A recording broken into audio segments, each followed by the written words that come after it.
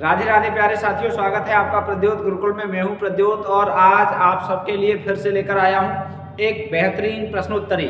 आज हम प्रश्नोत्तरी हल करने के लिए उपस्थित हुए हैं और अभ्यास प्रश्न हम लेकर आए हैं आपके लिए। आपको अभ्यास करना है फटाफट से और अपनी योग्यता को जांचना है, परखना है और अपने आप को देखना है कि आप कितने पानी में हैं, आप कितने सक्षम हो चुके हैं, आपको कहाँ कहाँ कमियां हैं।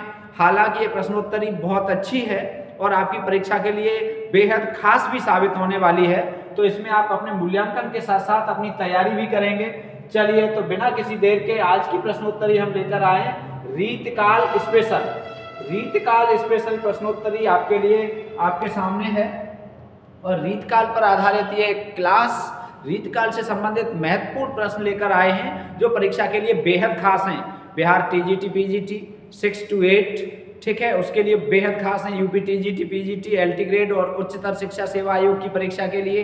इसके अलावा उत्तराखंड एलटी के लिए, आरपीएससी की परीक्षाओं के लिए, first grade second grade lecturer के लिए बेहद खास है, एमपी वर्ग 2 के लिए खास है और हिंदी साहित्य के जहाँ भी प्रश्न आते हैं उन सब के लिए खास है, ठीक है, चाहे प्रवक्ता ग्रेड के हों चाहे टीजीटी, ठीक है। ऐसा समन्वय है इसमें, सारे ही ग्रेड के प्रश्नों को लगभग निम्न और उच्च ग्रेड के प्रश्न सम्मिलित हैं। चलिए तो आज हम रीतकाल स्पेशल पर बात करेंगे, ठीक है। तो आप जानते हैं हिंदी साहित्य को मुख्यतः 4 भागों में बांटा गया है। पहला भाग क्या है? आदिकाल, आप ये सब जानते हैं, ठीक है। दूसरा काल क्या है? भक्तिकाल, ठीक है, भक्तिकाल। और तीसरा काल क्या है? रीतकाल। भक्तिकाल और तीसरा काल क्या है? रीतकाल और चौथा है आधुनिक काल। इतना सब हर विद्यार्थी जानता है, लेकिन अब ये आधुनिक काल, अब इसमें क्या है कि जब इन दोनों को एक कर दिया जाता है, कौन से दोनों को? इनको, भक्तिकाल को और रीतकाल को एक कर दिया जाता है, ठीक है, तब इन दोनों को मिलाकर कह दिया जाता है मध्यकाल, ठीक है। अब ये मध्यकाल जब होता है तो ये पूर्व मध्यकाल, ये उत्तर मध्यकाल, ये पहले का मध्यकाल, ये बाद, ये नाम भी दिया जाता है। तो आज हम लेकर आए हैं उत्तर मध्यकाल अर्थात बाद वाला मध्यकाल, रीतकाल। रीतकाल से संबंधित प्रश्नोत्तरी लेकर आए हैं आपके लिए। चलिए बिना किसी देर के सीधे सीधे चलते हैं। सभी साथी शीघ्रता से जुड़ जाएं, बहुत अच्छा, और अच्छे से शेयर करें, अपने दोस्तों को भी शीघ्रता से शुरुआत में शेयर कर दिया करें जिससे सभी साथी जुड़ जाया करें। कुछ विद्यार्थी कहते हैं हमारे पास नोटिफिकेशन नहीं मिलता, तो टेलीग्राम चैनल आप ज्वाइन कर लीजिए। तो टेलीग्राम चैनल पे हम वीडियो का लिंक भेज देते हैं जिस टाइम वीडियो शुरू होती है लगभग उसी समय, तो टेलीग्राम से आपको सीधे सीधे लिंक जुड़ सकता है। और बाकी आपके यहाँ नोटिफिकेशन नहीं आता है तो हो सकता है कि आपने बेल आइकन न दबाई हो, इसलिए नोटिफिकेशन न मिल पाता हो। और ये समस्या बहुत लोगों की रहती है, फ़ोन भी आते हैं, मैसेज भी आते हैं, कमेंट भी आते हैं कि सर नोटिफिकेशन नहीं मिलता, और इसीलिए व्यूज भी कुछ कम आते हैं या संख्या में लोग कम जुड़ पाते हैं। जब नोटिफिकेशन नहीं आएगा, पता नहीं चलेगा, तो कम लोग जुड़ते हैं। लेकिन फिर भी आप ध्यान रखें, लगभग अभी जो समय चल रहा है, सुबह का तो 9:30 बजे का चल रहा है क्लास का और शाम का 8:30 बजे का चल रहा है, ठीक है। इसमें परिवर्तन होगा तो आपको सूचित कर दिया जाएगा। ये तो सेम रहेगा ही, इसमें तो कोई परिवर्तन नहीं है शाम वाले में। सुबह वाले में थोड़ा सा सोच रहे हैं कुछ परिवर्तन किया जाए समय में, लेकिन कोई बात नहीं, वो हम आपको एक मैसेज करके आपको बता देंगे। चलो पहला प्रश्न देखते हैं, रसिक प्रिया का मुख्य प्रतिपाद्य क्या है? तो रसिक प्रिया का मुख्य प्रतिपाद्य क्या है? आश्रयदाता की प्रशंसा, नक्सिक वर्णन, अलंकार विवेचन, श्रृंगार रस मंडन, ठीक है, श्रृंगार रस विवेचन। श्रृंगार वर्तनी ऐसी होगी बता दिया गया है।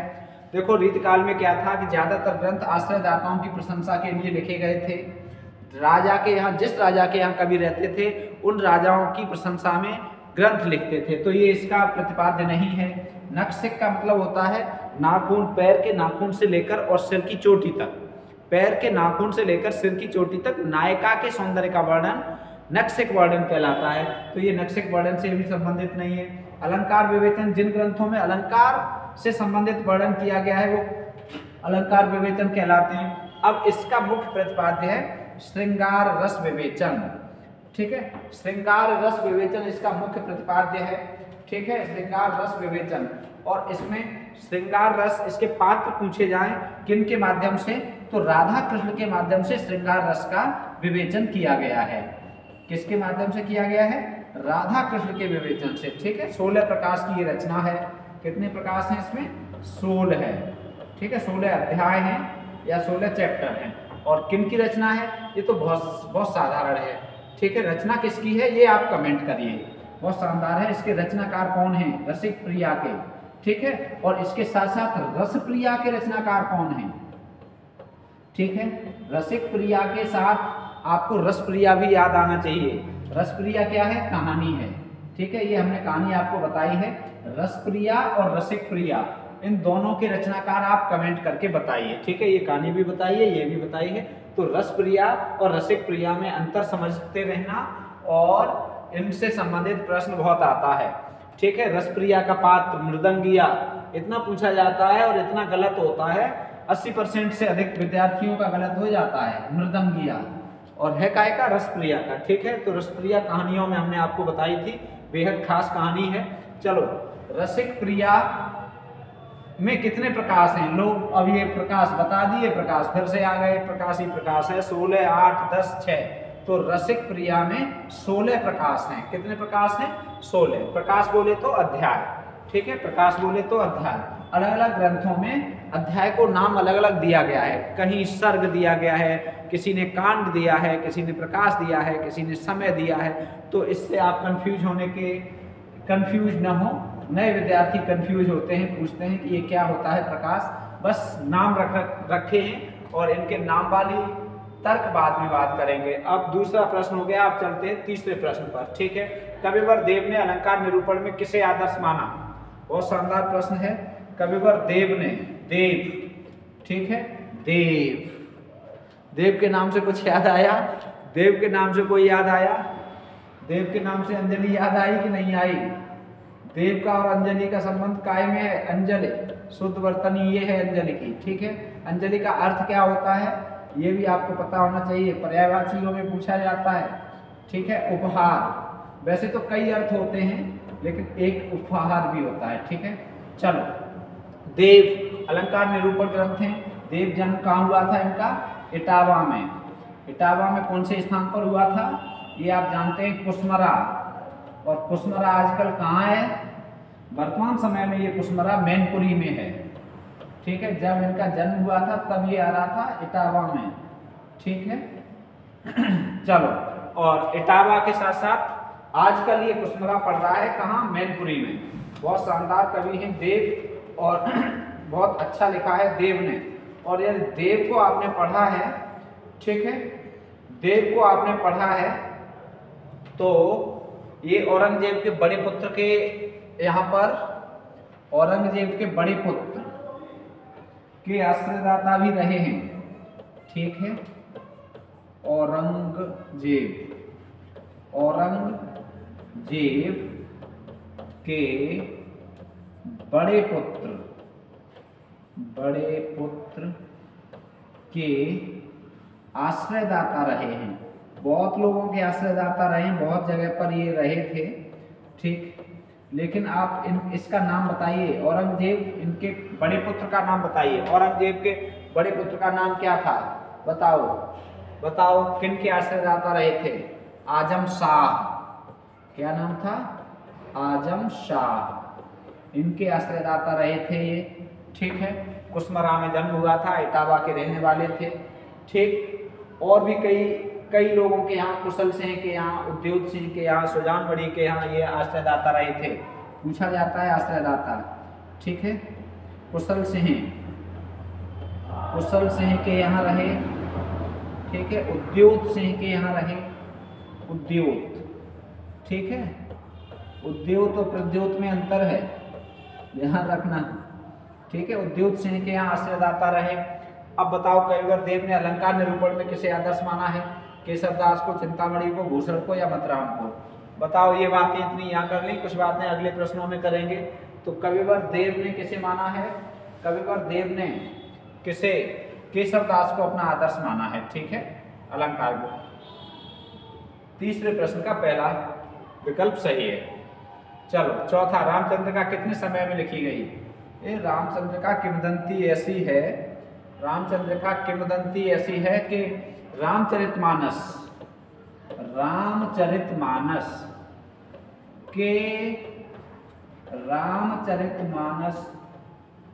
ये जो ग्रंथ है रामचरितमानस, इसी की टक्कर के लिए, इसे नीचा सिद्ध करने के लिए लिखी गई थी, ऐसा कहा जाता है। कहा जाता है कि रामचरितमानस की प्रसिद्धि से केशव दास ने यह कहा कि हम भी तो अच्छे कवि हैं और ऐसा रामचरितमानस तो हम एक रात में लिख देंगे। ठीक है, तो एक रात में लिख देंगे, ऐसा कहा जाता है कि ये ग्रंथ एक रात में लिखा गया है। और एक रात में लिखने के बाद सोने के कवर में पैक करा के अपने मित्र राजाओं को और जो साहित्य प्रेमी थे उन्हें गिफ्ट किया गया था। ठीक है, छंदों का अजायब घर कहा जाता है, बहुत सारे छंदों का प्रयोग किया गया है इसमें, लेकिन इसमें बहुत सारी दुरूहताएं भी हैं। ठीक है, बहुत चीज़ें हैं इसमें और उन चीज़ों पर अभी यहाँ बात नहीं कर रहे। चलिए बस इतना देख लीजिए कि यहाँ पर रामचंद्रिका केशव दास, ठीक है, किनका ग्रंथ है ये, इतना तो आपको पता होना चाहिए। रामचंद्रिका केशव दास का ग्रंथ है, इतना पता होना चाहिए फिलहाल। ठीक है, तो केशव दास का ग्रंथ है और एक रात में लिखा गया है, ऐसा बताया जाता है। चलो अगला, अलंकार विवेचक प्रसिद्ध ग्रंथ कविकुल कंठाभरण के रचनाकार कौन है? कविकुल कंठाभरण, कल हमने रीतकाल के लगभग 20 प्रमुख ग्रंथ बताए थे, रीतकाल के 20 प्रमुख ग्रंथ बताए थे, उनमें ये भी था एक कविकुल कंठाभरण। ठीक है, बहुत इंपॉर्टेंट, भले ही आप न देखो, भले ही आप देखो या न देखो, जो देखते हैं बहुत अच्छी बात है, नहीं देखते हैं तो कोई बात नहीं, जबरदस्ती नहीं है किसी पर। लेकिन हमारी वीडियो चाहे 5 मिनट की हो, चाहे 50 मिनट की हो, 1 घंटे की हो या 10 मिनट की हो, वीडियो में से आपको बिल्कुल सार मिलेगा। आपको परीक्षा में देखने के लिए सीधे प्रश्न मिल सकते हैं। ठीक है, मिलेंगे। तो क्या है कि भले ही छोटी वीडियो देख के आपको छोटी है, इसमें कितना होगा, अरे सतसैया के दोहरे जो नावक के तीर देखन में छोटे लगे घाव करें गंभीर, तो जानते ही हो आप। ठीक है, ये सब आप जानते हो।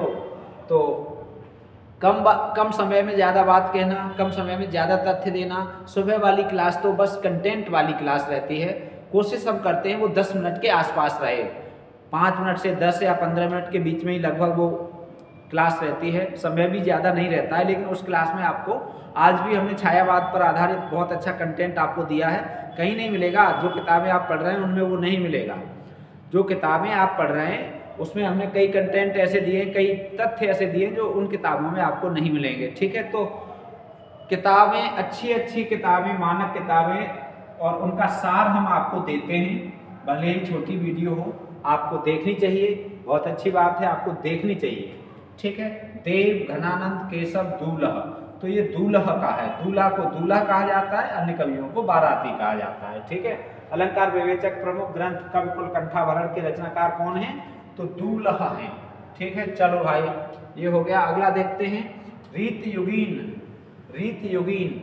ऐसे कर लो, रीत युगीन कवियों का सर्वाधिक प्रिय छंद कौन सा रहा? रीत युगीन कवियों का सर्वाधिक प्रिय छंद कौन सा रहा? सवैया, चौपाई, दोहा, छप्पय, बताइए ABCD कौन सा सर्वाधिक प्रिय छंद रहा? और भाई छंद रहा तो आपको छंद याद भी होना चाहिए, एक आध छंद तो आपको 4, 6, 10 तो याद होने ही होने चाहिए। यदि आप साक्षात्कार वाली परीक्षा में तो आपको विशेष रूप से याद होना चाहिए, क्योंकि जब छंद आपको याद होते हैं तो उनका प्रभाव पड़ता है साक्षात्कारकर्ता पर।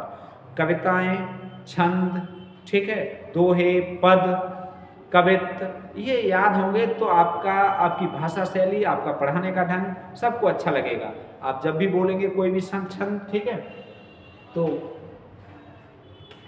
क्या होगा, बहुत प्रभावी होगा, कम्युनिकेशन आपका बहुत अच्छा माना जाएगा। तो इसमें सवैया, ठीक है। अब सवैया आपको कौन कौन सा याद है?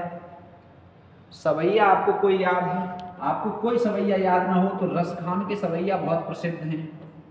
ठीक है, मानस हो तो वही रस खान बसो ब्रज गोकुल नंद के ग्वारन। यदि आपको किसी का सवैया याद नहीं है तो फिर आप रसखान के सवैया याद कर लीजिए, ठीक है। वैसे तो घनानंद के भी सवैया बहुत अच्छे हैं और भी बहुत अच्छे सवैया हैं, लेकिन तुलसीदास ने भी लिखे हैं। रसखान के सवैया ज़्यादा प्रचलित हैं और ज़्यादा प्रसिद्ध हैं, ठीक है। तो आप सवैया में रसखान के सवैया कुछ याद कर सकते हैं। रीत योगीन कवियों में सर्वाधिक प्रिय छंद सवैया माना जाता है। चलिए भाई अब देख लो 7वां प्रश्न, बरवे नायिका भेद के रचनाकार कौन है? बहुत शानदार प्रश्न है। बरवे नायिका भेद, इसके रचनाकार कौन है? शीघ्रता से बताइए। बरवे नायिका भेद के रचनाकार ABCD, बताओ कौन सा विकल्प सही है? बरवे नायिका भेद के रचनाकार कौन है? बताओ बताओ भाई, बरवे नायिका भेद के रचनाकार बता दीजिए। बोलो बोलो, बरवे नायिका भेद के रचनाकार कौन है? आप सब जानते होंगे, बहुत सरल प्रश्न है, ज्यादा समय की कोई जरूरत नहीं है। रहीम दास जी। पूरा नाम अब्दुल रहीम खान खाना, अब्दुल रहीम खान खाना, ठीक है। रहीम पर स्पेशल क्लास हम लेकर आएंगे आपके लिए, ठीक है। अब्दुल रहीम खान खाना इनका पूरा नाम था, ठीक है। पिता का नाम बैरम खां था, आप जानते होंगे। और मुख्यतः ये अकबर के आश्रयदाता थे। मुख्यतः ये किसके आश्रयदाता थे? अकबर के, ठीक है, अकबर के आश्रयदाता थे प्रमुखतः, ठीक। इसके अलावा और क्या बताएंगे आप? ठीक, कुछ और भी इनके ग्रंथ हैं, बहुत सारी चीज़ें हैं इनसे जुड़ी हुई। बहुत अच्छे दोहे लिखे हैं इन्होंने। इनके दोहे जनमानस में बहुत प्रसिद्ध दोहे लिखे गए हैं, इन्होंने लिखे हैं, ठीक है। बहुत प्रसिद्ध दोहे, ठीक। बुजुर्ग हैं हमारे रहीमदास के, बहुत सारे दोहे उन्हें याद होते हैं, ठीक। चलो भाई, तो रहीमदास पे इतनी बातें अभी यहाँ कर रहे हैं, बाकी तो बाद में करेंगे, ठीक। और वो दोहा जिसमें चित्रकूट का नाम आया है, कौन सा है? याद है आपको? वो दोहा इनका जिसमें चित्रकूट का नाम आया है, बताइए कौन सा है वो दोहा जिसमें चित्रकूट का नाम आया है? बताइए, बताओ, चित्रकूट का नाम आया है, कौन सा दोहा है? चित्रकूट में रमे रहे मन अवध नरेश, जिन पर विपता जा पर विपता आत है, वही बसे यही देश। जिस पर विपता आती है, विपदा आती है, जिस पर कष्ट आते हैं, वो चित्रकूट में बसता है जाके। चित्रकूट में अवध नरेश भी बसे थे, राम भी चित्रकूट में रहे थे जाकर, और रहीम भी चित्रकूट में रहे थे जाकर, ठीक है। तो ये बहुत प्रसिद्ध दोहा है, याद होना चाहिए आपको, ठीक है। चलिए भैया जी, बरवे नायिका भेद की भाषा बताओ। ब्रज, अवधी, खड़ी बोली, कन्नौजी। तो बरवे नायिका भेद की भाषा कौन सी है? बताओ। प्रश्न संख्या 8 है। बरवे नायिका भेद की भाषा कौन सी है? ब्रज नहीं, अवधी हाँ, खड़ी बोली और कन्नौजी नहीं। बी विकल्प सही है। बरवे नायिका भेद की भाषा क्या है? अवधी। 8वां प्रश्न हो गया। चलो अब देखते हैं 9वां प्रश्न। 9वां प्रश्न, अंग दर्पण के रचयिता। अंग दर्पण, बोलो भाई बोलो, कमेंट कीजिए। अंग दर्पण बहुत शानदार रचना है और बहुत पूछी जाती है। अंग दर्पण के रचनाकार कौन है? मदराम, रसलीन, आलम, मुबारक। ABCD बिल्कुल सही दिख रहा है, आवाज़ सही आ रही है, बहुत बढ़िया। ऐसे ही जुड़े रहें, पढ़ते रहें, अपना मूल्यांकन करते रहें, ठीक है। अंग दर्पण सी विकल्प सही है, रसलीन की रचना है, ठीक है। किनकी रचना है? रसलीन। रसलीन के बारे में, रसलीन का नाम आए तो रसलीन का दोहा आपको याद हो जाना चाहिए। अमी हलाहल मद भरे श्वेत श्याम रत्नार, ठीक। चलो भाई, अब बात करते हैं नगर शोभा। नगर शोभा के रचनाकार कौन है? 10वां प्रश्न, नगर शोभा के रचनाकार कौन है? बताइए नगर शोभा के रचनाकार कौन है? अभी चर्चा की थी इनकी, बहुत महत्वपूर्ण। ठीक है, नगर शोभा, इन्हीं की दूसरी रचना एक और है, खेल कौतुकम। ठीक है, अब बताइए नगर शोभा, खेल कौतुकम, दो रचनाएं बता दी। अब बताओ इनके रचनाकार कौन है? एक और महत्वपूर्ण, मदनाष्टक। चलो भाई, तीन रचनाएं हो गई इनकी। अब मदनाष्टक भी इन्होंने ही लिखा है, खेल कौतुकम भी इन्होंने ही लिखा है, नगर शोभा भी इन्होंने लिखी है। बताइए भूषण, सेनापति, केशव, रहीम। ठीक है, बताओ। और एक और लिख लो, रास पंचाध्यायी। ठीक है, रास पंचाध्यायी, ये सारी रचनाएं इन्हीं की हैं, इनका नाम है रहीम। डी विकल्प सही है। ये सारी रचनाएं किनकी? रहीम दास की। नगर शोभा, मदनाष्टक, खेल कौतुकम, रास पंचाध्यायी। ठीक, रहीम दास। 10वें प्रश्न का डी विकल्प सही है। चलो भाई, अब कौन सा कवि रीति मुक्त परंपरा के अंतर्गत नहीं आता? नहीं आता पूछा गया है। अब बताओ, बोधा, आलम, रसलीन, ठाकुर। तो ये नहीं आता है, बाकी सब आते हैं, बोधा, आलम, ठाकुर। ठीक है, बोधा, आलम, ठाकुर, बोधा, आलम, ठाकुर और चौथे प्रसिद्ध घनानंद। ये चार तो प्रसिद्ध आपको याद होने ही होने चाहिए। ठीक है, घनानंद की प्रेयसी सुजान। ठीक है, बोधा, आलम, ठाकुर और घनानंद, ये चार तो रीतिमुक्त कवि आपको हमेशा याद होने चाहिए, कम से कम चार। अगला है 12वां प्रश्न, नायिका भेद से संबंधित मद्राम की उत्कृष्ट रचना कौन सी है? जिसमें नायिका भेद का वर्णन किया गया है। बताओ, नायिका भेद से संबंधित मद्राम की रचना बताइए। ABCD, ABCD बताओ। ललित ललाम, रसराज, छंदसार, उक्त सभी। तो नायिका भेद से संबंधित रसराज है। ठीक है, रसराज, मथुराम। चलो 12 प्रश्न हो गए। अब देखो 13वां प्रश्न, इनमें से रीतिबद्ध कवि कौन नहीं है? रीतिबद्ध कवि कौन नहीं है? रीतिबद्ध, बिहारी, चिंतामणि, देव, पद्माकर। बताओ ABCD।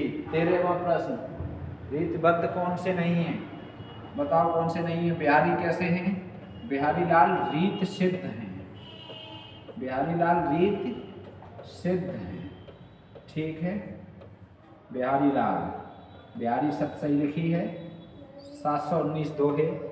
चलिए, ये तीनों हैं कैसे? रीतबद्ध, ये तीनों, और रीतबद्ध नहीं है, ए विकल्प सही है, बिहारी रीत सिद्ध हैं। चलो 13 हो गए। अब अगला देखते हैं, रीतकाल स्पेशल 14वां प्रश्न, निम्नलिखित कथन किस कवि का है? रीत सुभाष कवित की वर्णत बुद्धि अनुसार। बताओ, निम्नलिखित कथन किस कवि का है? 14वां प्रश्न बताओ, रीत सुभाष कवित की वर्णत बुद्ध अनुसार। बहुत शानदार प्रश्न है, इसका उत्तर बताइए आप भाई। इसका उत्तर 2 सेकंड। चिंतामणि का, मथुराम का, बिहारी का, भूषण का। ABCD कौन सा सही है? 14वें प्रश्न में कौन सा सही है? बताओ। ABCD चिंतामणि का है, रीत सुभाष कवित की वर्णत बुद्ध अनुसार, वर्णत बुद्ध अनुसार। ठीक है, चिंतामणि है। चलो 14वां प्रश्न हो गया। अब हम चलते हैं 15वां प्रश्न, कविवर देव के संबंध में कौन सा कथन असत्य है? देव के संबंध में। चलो, देव रीतकाल के अत्यंत उच्च कोटि के रस सिद्ध कवि हैं। इन्होंने नायिका भेद का वर्णन नहीं किया है। ये अनेक आश्रयदाताओं के आश्रय में रहे। इन्होंने 20 से अधिक ग्रंथों की रचना की है। बताइए, बहुत अच्छा प्रश्न। देव के संबंध में असत्य पूछा गया है, कौन सा असत्य है? 3 सत्य हैं, 1 असत्य है। बताओ 15वां कौन सा? देव के संबंध में, देव अभी बताए थे कहाँ? इटावा।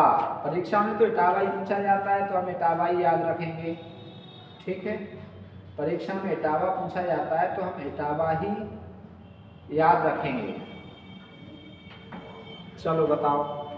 तो इन्होंने देव रीत काल के अत्यंत उच्च कोटि के रस सिद्ध कवि हैं, बिल्कुल संगत है, सत्य है। इन्होंने नायिका भेद का वर्णन नहीं किया, किया है नहीं आ गया, इसलिए यही विकल्प सही हो जाएगा, सत्य है ये अनेक आश्रयदाताओं के आश्रय में रहे, अभी बताया था, और 20 से अधिक रचनाएं लिखी हैं, बिल्कुल लिखी हैं।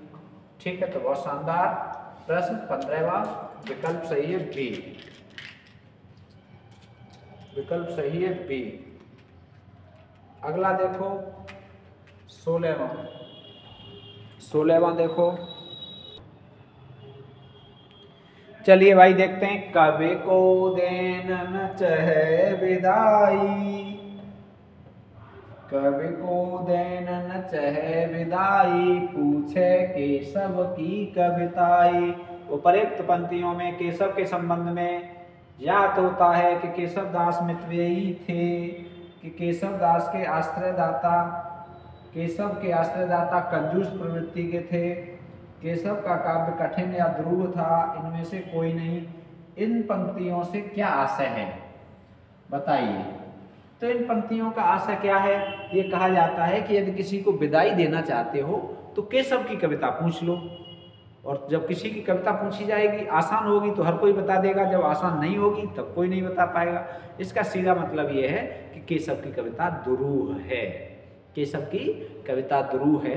इंटरव्यू में हमसे पूछा गया था कि आप कौन से कवि तैयार करके आए हैं। सबसे पहला उनका प्रश्न यही होता है, आप क्या तैयार करके आए हैं, हिंदी में आपने क्या तैयारी की है, कौन से कवि तैयार किए हैं। तो हमने कह दिया कबीरदास जी। कबीरदास को तैयार करके गए थे, तो कबीरदास जी, तो तब तक उन्होंने ये कहा कि कबीरदास को, अच्छा ये बताओ कबीरदास का पद सुनाओ।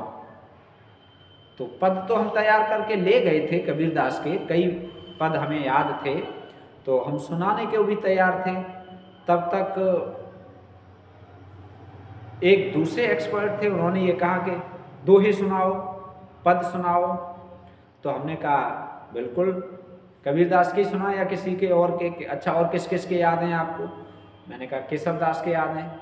तो इस प्रश्न से कबीर से हमने केशव दास का जैसे ही नाम लिया वैसे ही उनके मुंह से निकला, अरे वाह केशव का काव्य तो बहुत कठिन है, उनसे तो लोग डरते हैं, आप केशव दास का छंद सुनाएंगे। मैंने कहा जी सर, तो सुनाइए। हमने सुना दिया, हमने एक छंद सुनाया, एक छंद पूरा भी नहीं सुना, पूरा होते होते उनके मुंह से वाह निकल गई, वाह वेरी गुड, बहुत अच्छा, शाबाश। तो क्या है कि दुरूह चीजें जो हर कोई न सुना पाए, यही हम यदि कबीरदास का ही पद सुनाते तो मेरे हिसाब से उतना प्रभाव नहीं पड़ता जितना प्रभाव केशवदास के पद से हुआ या केशवदास के छंद को सुनाने से हुआ। तो क्या है कि जो चीज हमें स्पेशली दूसरों से अलग करती है उसका प्रभाव अच्छा पड़ता है, चाहे वो परीक्षा हो चाहे वो साक्षात्कार हो। और हम इसीलिए आपको कहते हैं कि जो चीज़ें सब पढ़ रहे हैं, जो सबको आ रहा है, उससे पृथक भी आप पढ़िए, उससे ज़्यादा भी पढ़िए, उससे अच्छा भी पढ़िए, तभी तो आप उनसे आगे निकल पाएंगे। नहीं तो उस भीड़ में आप भी होंगे जिसमें सब होंगे। ठीक है, तो इस एक पद ने, हमने पद उन्हें सुनाया था, आपको कई बार सुनाया है। बानी जग रानी की उदारता बखानी जाए, ऐसी मत कहो धो उदार कौन की भई। देवता प्रसिद्ध सिद्ध ऋषि राज तप वृद्ध कहे कहे हारे कहे न काउलई। भावी भूत वर्तमान जगत बखानत है, केशोदास केहू न बखानी काहू पे गई। पत्ते वर्णे 4 मुख, पूत वर्णे 5 मुख, नाती वर्णे 60 मुख, तदपि नई नई। माँ बाणी की हमने लय तान से सुनाई, अच्छे ढंग से सुनाई। अपने हम सोच के गए थे कि हमारा चयन हो या ना हो, हमें तो बस इंटरव्यू देना है। और जैसे ऑस्ट्रेलिया ने फाइनल मैच में खेला, जीतें या हारें, हमें तो खेलना है, इसलिए जीत गई। और इनके मन में क्या था कि हमें जीतना है, इसलिए हार गए। जिसके मन में ये होगा कि हमें नौकरी लेनी ही है या हमें साक्षात्कार में अच्छा प्रदर्शन करना ही है, हो सकता है हार हो जाए। और जिसके मन में ये हो कि हमें तो बस परीक्षा देनी है, हमें तो बस पढ़ना है, हमें तो बस अपनी योग्यता बढ़ानी है, हमें तो परीक्षा देनी है, हमें साक्षात्कार देना है, हो सकता है बहुत अच्छा परिणाम रहे। परिणाम तभी अच्छा होता है जब प्रेशर नहीं होता है। तो प्रेशर नहीं था, नौकरी तो कर ही रहे थे, बेसिक शिक्षा विभाग में नौकरी कर रहे थे, तो क्या था, हमने सोच लिया कि अरे नौकरी हो जाएगी तो ठीक है, नहीं हो जाएगी तो नौकरी तो कर ही रहे हैं, लेकिन एकदम फ्री माइंड होकर गए कि आज साक्षात्कार अच्छे से देंगे। साक्षात्कार भी हुआ, कम से कम 25 मिनट से ज़्यादा ही हुआ होगा, और उस 25 मिनट में उन्होंने कई बार शाबाश, वेरी गुड, बहुत अच्छे, आपने तो बहुत अच्छी तैयारी कर रखी है, आपका तो अधिकार है इस नौकरी पर, इस तरह के शब्द उन्होंने हमसे कहे। और फिर अंत में फ्रेंडली पूछने लगे कहाँ से आए हो, क्या कर रहे हो, और क्या घर में कौन कौन है, इस तरह से भी बातें हुई थोड़ी सी, जिससे पता लगा कि उनका बहुत अच्छा रवैया रहा। तो क्या है कि यदि आप साक्षात्कारकर्ता को प्रभावित कर देंगे, शुरुआत में ही आपने अच्छे से प्रभाव डाल दिया, तो आपका प्रभाव फर्स्ट एंड लास्ट। ठीक है, तो ये केशव दास का काव्य कैसा है, ध्रुव है। ठीक है, तो ये इसलिए कहा जाता है कि जिसे भी क्या करना है, विदाई देनी है, उसे केशव दास की कविता, बीए में हम पढ़ते थे, केशव दास पाठ में लगा हुआ था, बीए के पाठ्यक्रम में केशव दास के जितने भी छंद लगे हुए थे सब हमने रट्टा मार रखा था, सब याद थे। ठीक है, बहुत अच्छे अच्छे छंद हैं, बहुत बढ़िया बढ़िया। चलो अगला, केशव को कवि हृदय नहीं मिला था, उनमें वह सहृदयता और भावुकता नहीं थी जो एक कवि में होनी चाहिए। ये केशव दास के प्रति ऐसा अन्याय किसने किया, बताइए। केशव दास को यहाँ न्याय नहीं मिला, भले ही कुछ भी सही। ठीक है, तो नाम वर्ष हैं शिवदान सिंह चौहान, हजारी प्रसाद द्विवेदी, आचार्य रामचंद्र शुक्ल, ये बच्चा बता देगा। ठीक है, बहुत सरल प्रश्न है, बहुत साधारण प्रश्न है ये। ठीक है, केशव को कवि हृदय नहीं मिला था। अगला, अमी हलाहल मद भरे श्वेत श्याम रतनार, जियत मरत झुके झुके परत, वह चितवत एक बार देख लेने मात्र से, नायिका के एक बार देख लेने मात्र से क्या होता है, नशे में झुक झुक, अमी हलाहल मद भरे श्वेत श्याम रतनार। बहुत बढ़िया है इसका दोहा। इस दोहे का अर्थ भी हमने एक क्लास में आपको बताया है, तो अर्थ की बात नहीं कर रहे। ये दोहा किनका है, रसलीन का है, और ये वेरी वेरी वेरी इम्पोर्टेंट, बहुत बहुत बहुत बार पूछा जाता है, और कंफ्यूजन इसका होता है बिहारी लाल के साथ, इसलिए इस दोहे को बहुत बहुत बार पूछा गया है। ठीक है, वेरी इंपॉर्टेंट है। अमी हलाहल मद भरे श्वेत श्याम रत्नार, कौन सा सही होगा इसमें, रसलीन। चलिए भाई, 18 के बाद अब चलते हैं 19 पर। रामचंद्र शुक्ल ने सर्वप्रथम सर्वांग निरूपक आचार्य किसे माना, चिंतामणि, महाकवि देव, केशवदास, कुलपति मिश्र। बताइए 19वें प्रश्न का कौन सा विकल्प सही होगा, तो 19वें प्रश्न का विकल्प सही होगा, बताओ, ए बी सी या डी, बोलिए भाई बोलिए, बोलो बोलो बोलो बोलो, कौन सा सही होगा। रामचंद्र शुक्ल ने सर्वप्रथम सर्वांग निरूपक आचार्य किसे माना है, तो शुक्ल जी ने किसे माना है, चिंतामणि को। ठीक है, पहला सर्वांग निरूपक आचार्य। चलो भाई, अब इसके बाद 19वां के बाद चलते हैं 20वां। रीत काव्य की दूसरी विशेषता क्या है, दूसरी प्रवृत्ति क्या है, दूसरी पूछी गई है, पहली नहीं।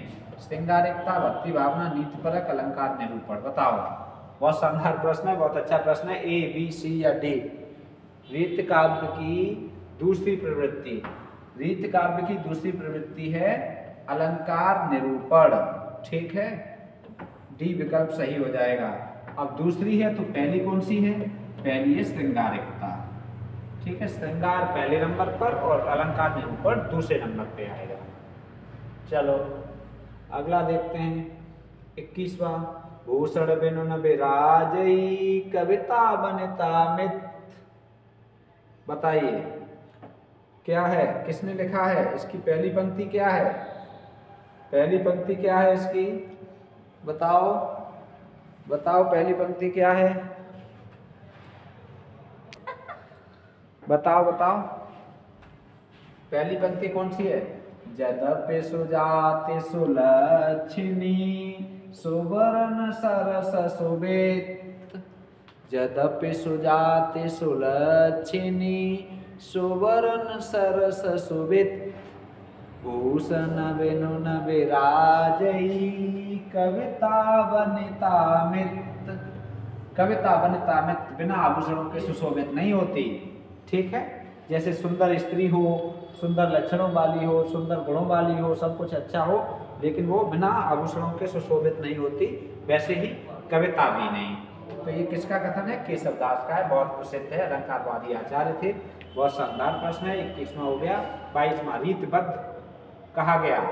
रीतबद्ध, जो रीत में बंधे थे, जो कवि आश्रयदाताओं की प्रशंसा में लिप्त थे, जो कवि आलंकारिक कविताओं की तरह रचनाएं करते थे, जो कवि काव्यशास्त्र की निश्चित परंपराओं से बंधे थे, जो कवि नीति परक काव्य रचना करते थे। बताइए, तो रीतबद्ध, रीत में बंधे थे, ठीक है। कौन सा सही हो जाएगा? ये जो कवि काव्यशास्त्र की निश्चित परंपराओं में बंधे थे, उन्हें कहा गया रीतबद्ध, रीत में बंधे हुए। ठीक, चलो अब चलो 22वां हो गया। 23वां देख लो। रीत को काव्य का द्वार किसने कहा? बहुत अच्छा प्रश्न है ये। काव्य का द्वार किसने कहा है? रीत को। रीत काव्य का द्वार है, किसने कहा है? केशवदास, भिखारीदास, देव, दूल्हा। तो ये कथन देव का है, ठीक है। किसका है? देव का। देव ने रीत को काव्य का द्वार माना है, ठीक है। चलो अब चलते हैं 24वां प्रश्न।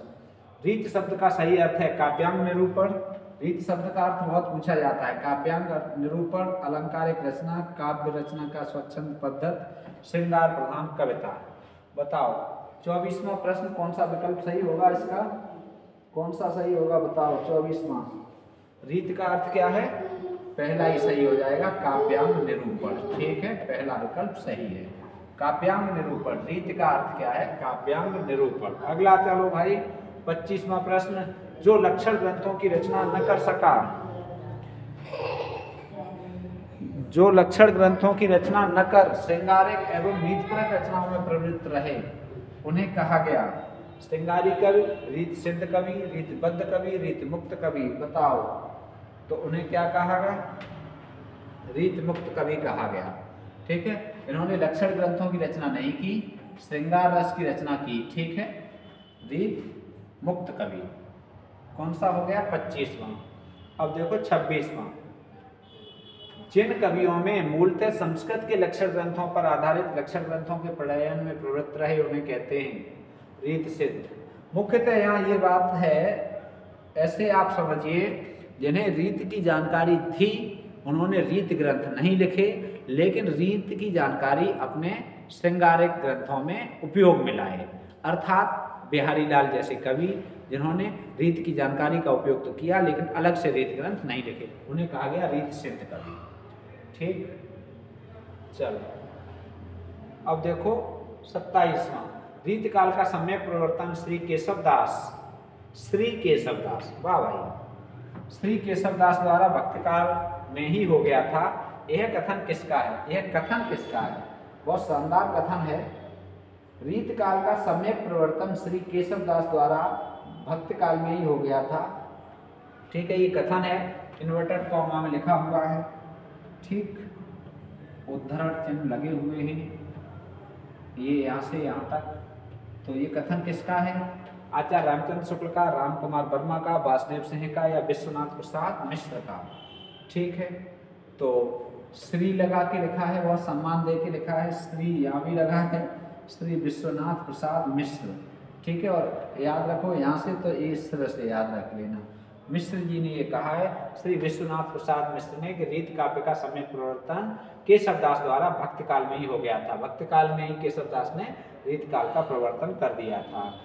अगला, निम्नलिखित में से किस काल के साहित्यिक वैभव को देखते हुए आचार्य शुक्ल ने कहा था हिंदी काव्य अब प्रौढ़ता को पहुंच गया था? बताओ, बहुत अच्छा कथन। हिंदी काव्य अब प्रौढ़ता को पहुंच गया था। हिंदी काव्य अब प्रौढ़ता को पहुंच गया था, किसने कहा? शुक्ल जी ने। किस काल के संबंध में कहा? आदिकाल, रीत काल, भक्ति काल, आधुनिक काल। बताइए ABCD कौन सा विकल्प सही है? किस काल के संबंध में शुक्ल जी ने कहा हिंदी काव्य अब प्रौढ़ता को पहुंच गया था, मतलब प्रौढ़ काव्य लिखा जाने लगा? आदिकाल, रीतकाल, भक्तिकाल, आधुनिक काल। बताओ, तो ये रीतकाल, ठीक है, बहुत शानदार। और ये ब्रज भाषा का स्वर्ण युग भी कहा जाता है। क्या कहा जाता है?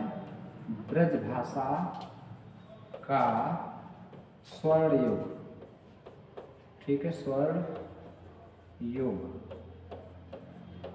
किसे कहा जाता है? रीतकाल को, ठीक है। ब्रज भाषा का स्वर्ण युग रीतकाल को कहा जाता है, ठीक है। चाबी लाएं फिर गाड़ी की या वो, चलो आगे देखते हैं। 28 हो गया। 29वां देख लो। हिंदी के सर्वप्रथम सर्वांग निरूपक आचार्य हैं। बहुत बढ़िया प्रश्न। 29वां देख लो। 29वां प्रश्न, हिंदी के सर्वांग निरूपक आचार्य हैं। हिंदी के सर्वांग निरूपक आचार्य कौन हैं? बताओ। भिखारी दास, सुरत मिश्र, कविवर देव, केशव दास। तो यहाँ डी विकल्प सही है। 29वां प्रश्न, रीतकाल का प्रमुख विषय है श्रृंगार, भक्ति, देशभक्ति, वीर भावना। बताओ। तो प्रमुख विषय पहले ही बता दिया था। रीतकाल का प्रमुख विषय क्या है? श्रृंगार है। और दूसरा अलंकार। रीतकाल का प्रमुख विषय क्या है? श्रृंगार है। 30 प्रश्न हो गए। 30 ही लेने हैं। 30 प्रश्न हुए और ये 30 प्रश्न अभ्यास प्रश्न थे, ठीक है। अभ्यास के लिए हम लाए थे ये प्रश्न। ये प्रश्नोत्तरी 30 प्रश्नों की थी। आपके 30 प्रश्नों में कितने प्रश्न आपके सही हुए? ठीक है, तो आप कमेंट बॉक्स में अवश्य बताएं। मेरे हिसाब से ये सरल प्रश्न हैं और आपके 30 में 30 भी सही होने चाहिए। धोखे में एक गलत हो जाए या 2 गलत हो जाए तो अलग बात है, वैसे गलत नहीं होना चाहिए। 30 में 30 भी सही होने चाहिए। आपके कितने सही हैं आप कमेंट बॉक्स में अवश्य लिखें, ठीक है। और मिलते हैं फिर से एक अगली वीडियो में एक अच्छे से कंटेंट के साथ। तब तक स्वस्थ रहें, मस्त रहें और व्यस्त रहें। जय हिंदी, जय भारत, राधे राधे।